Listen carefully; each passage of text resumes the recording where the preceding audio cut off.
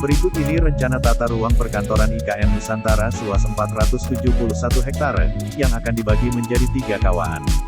Pembangunan kawasan IKN Nusantara di Kalimantan Timur Kaltim akan segera dimulai. Dijadwalkan pembangunan IKN Nusantara akan dilakukan pada semester 2 tahun 2022. Untuk diketahui, IKN Nusantara di Kaltim meliputi sejumlah daerah di 2 kabupaten yakni Penajam Pasir Utara, PPU, dan Kutai Kartanegara, Kukar. Pemerintah telah membuat kebijakan rencana tata ruang untuk pembangunan dan pengembangan kawasan perkantoran di IKN. Kebijakan ini tertuang dalam Peraturan Presiden (Perpres) Nomor 64 Tahun 2022 tentang Rencana Tata Ruang Kawasan Strategis Nasional Ibu Kota Nusantara tahun-tahun 2022 sampai tahun 2042. Disebutkan dalam pasal 81, kawasan perkantoran yang dimaksud merupakan kawasan untuk pengembangan kegiatan pelayanan pemerintahan dan tempat bekerja, berusaha yang dilengkapi fasilitas umum, serta sosial. Dikutip tribunkaltim.co dari kompas.com, kawasan perkantoran di IKN akan berdiri di atas lahan seluas 471,50 hektare.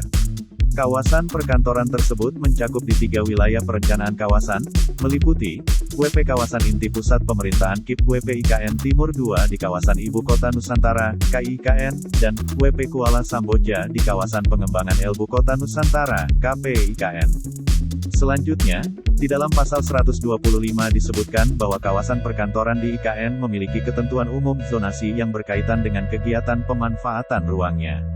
Ketentuan pertama yakni kegiatan yang diperbolehkan, meliputi pemanfaatan ruang untuk kegiatan pembangunan perkantoran, termasuk kegiatan riset dan pengembangan teknologi. Kemudian, kegiatan pembangunan sarana dan prasarana umum pendukung kegiatan perkantoran, serta kegiatan penyediaan RTH sebagai pelengkap dan penunjang kawasan. Selain itu ada juga kegiatan yang diperbolehkan dengan syarat, meliputi kegiatan hunian vertikal, hingga perdagangan dan jasa dalam rangka pembauran fungsi, mixed use. Sementara kegiatan yang tidak diperbolehkan, meliputi kegiatan industri dan sebagainya yang mengakibatkan terganggunya fungsi kawasan perkantoran.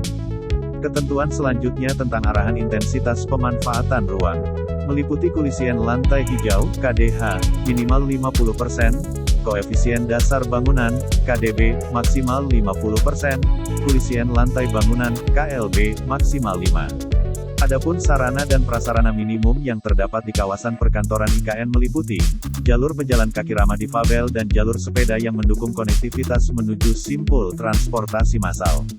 Lalu, sarana dan prasarana dasar yang bersifat penunjang kawasan perkantoran, antara lain penyediaan RTH, jaringan jalan, penerangan jalan, tanda atau rambu keselamatan. Kemudian, fasilitas parkir sepeda, jaringan air bersih, jaringan energi dan listrik, penyediaan proteksi kebakaran, jaringan telekomunikasi, jaringan drainase. Terakhir, sistem jaringan air limbah dan sistem pengelolaan sampah, aksesibilitas untuk difabel, dan penyediaan jalur serta tempat evakuasi bencana.